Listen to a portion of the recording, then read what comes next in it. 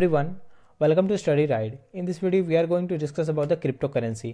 इस वीडियो में हम क्रिप्टो करेंसी के बारे में बात करेंगे। क्रिप्टो करेंसी क्या होता है, क्या हमारी सरकार क्रिप्टो करेंसी को भारत में अब लीगल कर देगी। ये जो 30% का प्रावधान लेके आई है जो सरकार हमारी क्रिप्टो करेंसी पे, उसका क्या मतलब होगा, उसका आने वाले समय में इकोनॉमी पे क्या इम्पैक्ट पड़ेगा, उसके बारे में डिस्कस करेंगे। प्लस ये नॉन फंजिबल टोकन्स क्या होता है, डिजिटल करेंसी क्या होता है, प्लस वर्चुअल एसेट्स क्या होता है, डिसेंट्रलाइज फिनांस क्या होता है, उन सब के बारे में इस वीडियो में हम लोग डिस्कस करेंगे। So without further delay let's start the video. सबसे पहले हम लोग बात करते हैं कि क्रिप्टो करेंसी क्या होता है। So crypto currency is a digital domination design to work as a medium of exchange through a distributed computer network called blockchain. अब ये क्रिप्टो करेंसी क्या होता है, जैसे कि हमारा मनी है। सो मनी जो है, अगर आपके पास 10 रुपये हैं तो 10 रुपये के आप कोई भी सामान जाके दुकान से खरीद सकते हो। तो सेम क्रिप्टो करेंसी भी वैसे ही रहेगा, आप क्रिप्टो करेंसी से भी सामान खरीद सकते हो। लेकिन उसमें फ़र्क यही रहेगा, जो क्रिप्टो करेंसी रहेगा ना, वो एक कंप्यूटर नेटवर्क पे वर्क करेगा जिसका नाम होगा ब्लॉकचेन। अब ये ब्लॉकचेन क्या होता है, ब्लॉकचेन एक सिस्टम है, ठीक है। ब्लॉकचेन एक सिस्टम है, उसमें जो भी इंफॉर्मेशन या डेटा जो स्टोर किया रहता है वो हैकर के लिए इम्पॉसिबल होता है कि वो उसे हैक करे या फिर डेटा को मैनिपुलेट करे। सो उस पर वर्क करेगा crypto currency that is not reliant on any central authority such as government और bank for its upholding and maintenance. अब इंडिया में क्या होता है, मान लो कि जैसे कि हमारा मनी मार्केट है। सो मनी मार्केट है जो कि हमारा पैसे का सर्कुलेशन वगैरह जो भी है उसको आरबीआई देखती है। आरबीआई एक हमारा सेंट्रल अथॉरिटी है। लेकिन क्रिप्टो करेंसी में ऐसा नहीं होगा। क्रिप्टो करेंसी का मेन पर्पज ही है डिसेंट्रलाइजेशन। वो चाहती ही नहीं कि किसी सेंट्रल अथॉरिटी का उस पर वर्चस्व बना रहे। उसके अपहोल्डिंग या मेंटेनेंस के लिए वो किसी भी सेंट्रल अथॉरिटी पर डिपेंड ही नहीं रहेगी, ठीक है। तो ये होता है क्रिप्टो करेंसी। अब ये जो 30% का टैक्स है ये क्या है, उसके बारे में हम लोग बात करते हैं। सो जब हमारी फिनांस मिनिस्टर निर्मला सीतारमण जब बजट अनाउंस कर रही थी, सो उन्होंने कहा कि 30% flat tax rate will be levied on any gains made from the transfer of virtual asset including crypto currency and non fungible tokens. अब ये जो 30% टैक्स रेट जो आने वाला है वर्चुअल करेंसी पे, अब सरकार ने कहा कि अगर आप किसी भी क्रिप्टो करेंसी में अगर इन्वेस्ट किए हो, अगर आपको फ़ायदा होता है, तो अगर आप उसको चाहते हो कि अपने नेशनल करेंसी इंडियन रूपी में कन्वर्ट करना, सो आपको 30% टैक्स देना पड़ेगा सरकार को, ठीक है। अब इसका इम्पैक्ट क्या पड़ेगा हमारी इकोनॉमी में, इसको डिस्कस करने से पहले हम लोग बात कर लेते हैं कि वर्चुअल एसेट्स क्या होता है, नॉन फंजिबल टोकन्स क्या होता है। और वर्चुअल एसेट क्या होता है, और digital representation of value that can be digitally traded और transferred and can be use for payment और इन्वेस्टमेंट पर्पज लाइक बिटकॉइन। अब वर्चुअल एसेट्स लाइक आपके पास अगर 100 रुपये हैं, 100 रुपये का नोट है, तो वो फिजिकल मोड में प्रेजेंट कर रहा है। लेकिन वर्चुअल एसेट्स में क्या होगा, वो एक डिजिटल मोड में रहेगा। अगर आपको कहीं पे बिल पेमेंट करना है, कहीं पे इन्वेस्ट करना है, तो आप डिजिटली ही उसका यूज़ करोगे। आप जैसे आप कहीं से कुछ खरीदना वगैरह तो उससे भी खरीद सकते हैं। लाइक बिटकॉइन एक वर्चुअल एसेट्स है, लेकिन वो डिजिटल रूप में एग्जिस्ट करेगा, वो फिजिकल रूप में एग्जिस्ट नहीं करेगा। सो ये मतलब होता है वर्चुअल एसेट का। अब हम लोग बात करते हैं कि नॉन फंजिबल टोकन्स क्या होता है। और नॉन फंजिबल टोकन की बात करने से पहले हम लोग देख लेते हैं कि फंजिबल और नॉन फंजिबल में क्या डिफरेंस है। So fungible item is something that can be exchange 1:1 with another items of the same classification, example currency. तो एग्जाम्पल के थ्रू हम लोग बात करते हैं। मान लो एक पर्सन ए है, उनके पास 100 रुपीज़ है, और बी कोई पर्सन है तो उनके पास भी 100 रुपये हैं। अब जो यहाँ पे जो 100 रुपये की जो वैल्यू है, यहाँ पे भी सेम वैल्यू रहेगी। यहाँ पे वैल्यू चेंज नहीं हो जाएगी। अगर किसी आपके पास 100 रुपये है, तो आप 100 रुपये में कोई सामान खरीद रहे हैं, तो किन्हीं और के पास 100 रुपये है, तो वो ऐसा नहीं कि 100 रुपये में वो 500 रुपये का सामान खरीद सकते हैं। दोनों के लिए 100 रुपये की वैल्यू सेम ही रहेगी। उन्हें हम लोग कहते हैं फंजिबल आइटम्स। और नॉन फंजिबल की बात करें, things that are not directly interchangeable और replaces like bitcoin, it has unique variable identity and individuality. अब नॉन फंजिबल की बात करें, जैसे फंजिबल था, यहाँ पे भी 100 रुपये का सेम वैल्यू था, तो यहाँ भी 100 रुपये का सेम वैल्यू था। लेकिन नॉन फंजिबल में क्या होता है, वो हर कोई के लिए एक यूनिक रहता है, वो सबके लिए उसका वैल्यू सेम नहीं रहेगा, ठीक है। अगर किसी के लिए उसका वैल्यू 100 है, तो हो सकता है किसी के लिए उसका वैल्यू 500 है। अगर हम लोग बात करें एक प्लेयर, किसी भी प्लेयर, विराट कोहली की बात करें, अगर विराट कोहली कोई एडिडास या फिर फुटबॉलर है वगैरह कोई, जैसे लेनल मेसी की बात करें, तो उन्होंने अगर एडिडास का एक जूता पहना है, तो उसकी वैल्यू अलग होगी अगर आप एक जूता पहने हो उससे अगर कंपेयर करें। सो वो हो गया नॉन फंजिबल आइटम्स, ठीक है। आजकल तो NFT सेलिब्रिटी जो लोग होता है ना, उनको भी लोग कह दिया है कि वो भी NFT है, सेलिब्रिटी भी NFT पे। जैसे कि अगर बात करें कि जैसे जैक डॉर्सी है जो ट्विटर के फाउंडर थे, उन्होंने जब ट्विटर शुरू किया तो एक ट्वीट किया, वो उन्होंने एक ट्वीट किया। सो वो एक ट्वीट जो हो वो यूनिक है, वो और किसी से मैच नहीं करता, वो यूनिक है, वो हर किसी के लिए सेम नहीं हो सकता है। सो वो हो गया non fungible items. In 2017 engine CTO of Vitke Rondowski created the first code for NFT। अब ये इंपॉर्टेंट नहीं है, बट आप सिर्फ ध्यान रखो कि 2017 में सबसे पहले विंटेक रेंडोम्स्की है, उन्होंने पहला कोड क्रिएट किया था नॉन फंजिबल टोकन्स का। NFT provides a solution essentially anywhere uniqueness identity. जैसा कि मैंने आपको बता दिया जैक डॉट्सी के एग्जांपल से, उन्होंने कोई अगर ट्वीट किया, सो वो ट्वीट जो है वो एक यूनिक है, वो सबके लिए सेम नहीं है। NFT नॉन फंजिबल टोकन्स वो टोकन होगा जहाँ पे लोग क्या करेंगे, अपनी इमेज वगैरह या फिर कोई सर्टिफिकेट वगैरह वहाँ पे रखेंगे, वो काफ़ी सेफ रहेगा, उसे हम लोग कहते हैं नॉन फंजिबल टोकन्स। अब 30% जो टैक्स जो सरकार लेके आ रही है एडॉप्शन क्रिप्टो करेंसी पे, उसका हमारे इकोनॉमी पे क्या इम्पैक्ट पड़ेगा। अब 30% टैक्स लाने का मतलब यही है कि सरकार आने वाले समय में अब क्रिप्टो करेंसी को भारत में भी लीगल कर देगी। टैक्स लाने का मतलब तो यही है कि यहाँ पे लीगली उसका ट्रांजेक्शन होगा, तभी तो सरकार टैक्स ला रही है। क्रिटिक्स का यही कहना है कि अब 30% टैक्स आ रहा है, इसका मतलब क्रिप्टो करेंसी भारत में लीगल कर दिया जाएगा।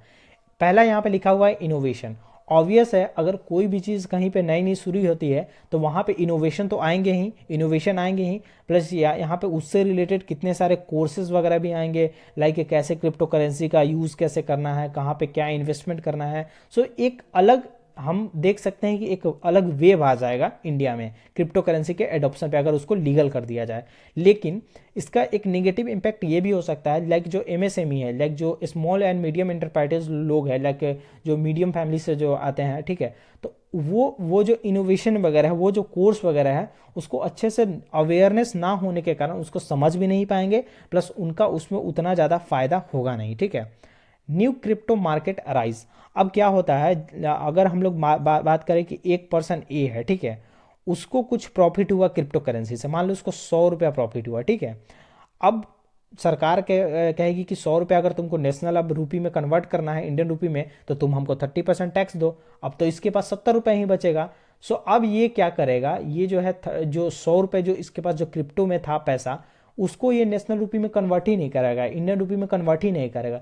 क्यों करवाएगा, ये तो देखेगा कि मेरा तो भाई लॉस होगा 30 रुपये का।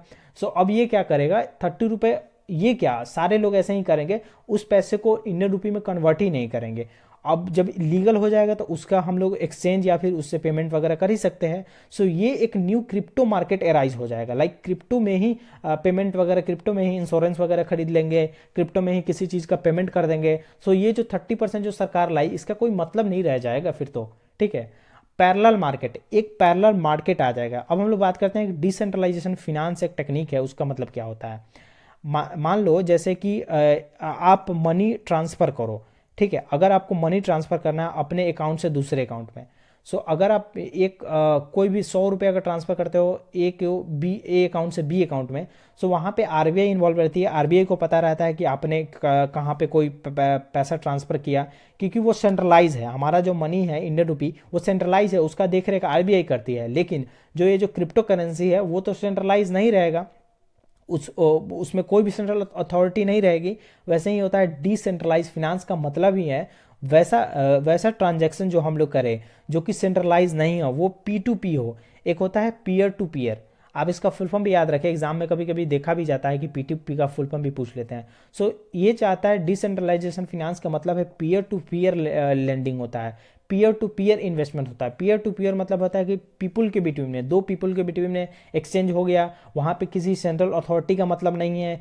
कोई RBI या फिर कहीं का सेंट्रल बैंक वहाँ वगैरह वहाँ पे इन्वॉल्व नहीं है। उसको हम लोग कहते हैं डिसेंट्रलाइजेशन फिनांस।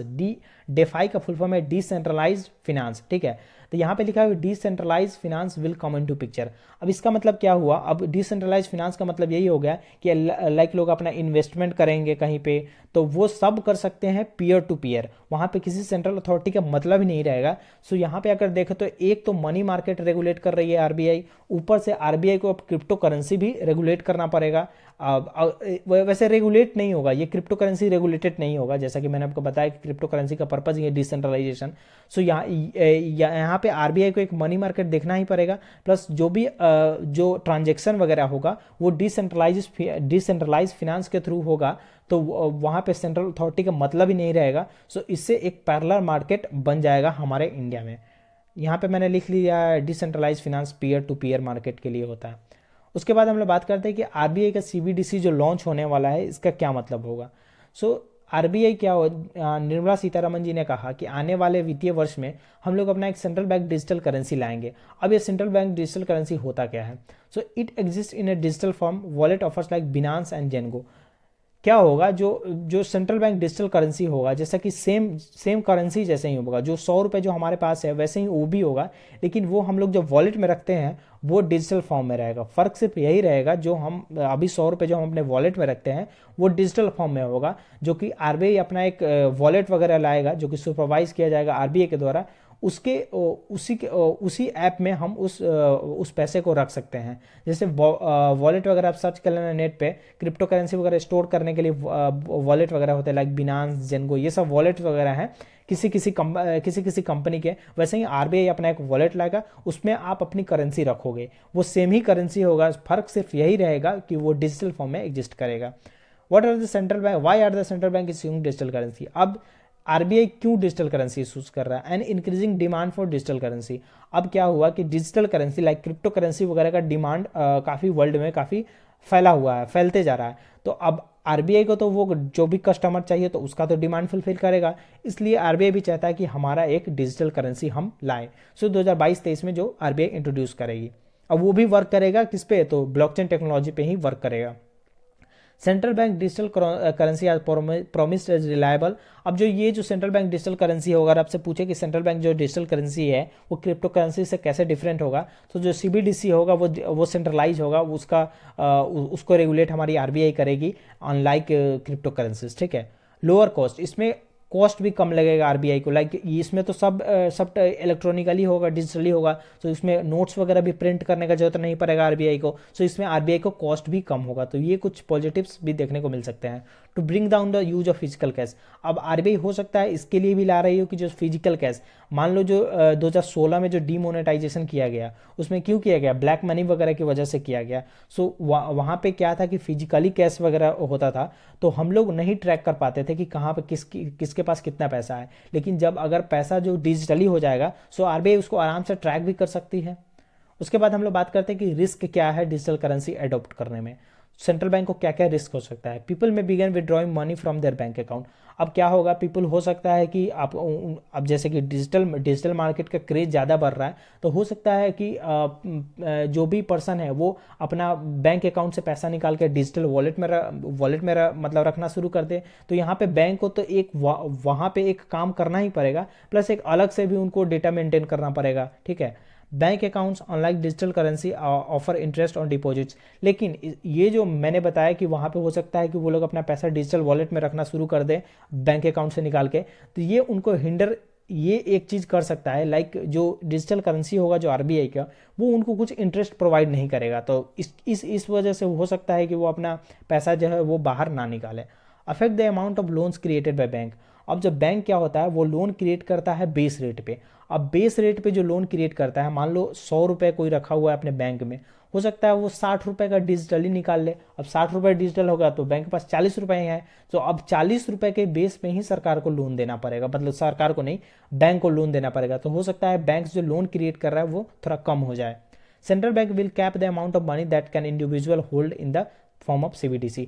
ऑब्वियस है, उसी रीजन जो मैंने अभी आपको बताया कि लोन क्रिएट होना कम हो जाएगा बैंक के द्वारा, उसी रीजन के कारण क्या करेगा सेंट्रल बैंक, हो सकता है कि कुछ अमाउंट पे कैप भी लगा दे कि आप 2000 या 20,000 ही सीबीडीसी रख सकते हैं। Central bank may also have to inject fresh money into the banks. अब वही हो जाएगा, बैंक्स का तो काम ही है लोन देना, तो बैंक्स का काम ही है अमाउंट डिपॉजिट्स और लेंड करना। तो हो सकता है कि बैंक लेंड ना कर पाए, तो उसके लिए हो सकता है कि आरबीआई को और बहुत सारा पैसा बैंक में डिपॉजिट भी करना पड़ेगा, बैंक में इन्फ्यूज भी करना पड़े। RBI will have to maintain its own balance sheet. अब ऑब्वियस है, आरबीआई के पास एक तो काम नहीं है, ऊपर से कितने सारे काम है, ऊपर से इनको अब सेंट्रल बैंक डिजिटल करेंसी का एक बैलेंस शीट भी मेंटेन करना पड़ेगा। और एक आदमी का बैलेंस शीट मेंटेन नहीं करना पड़ेगा, पूरे हमारे भारत में 130 या 138 करोड़ है। अब जिनके पास बैंक अकाउंट है सबको ही अपना central bank digital currency wallet लाएगा, क्योंकि वो मार्केट न्यू क्रेज में है, वो न्यूज़ में है, तो सबके लिए उनको अपना एक बैलेंस शेट भी मेंटेन करना पड़ेगा।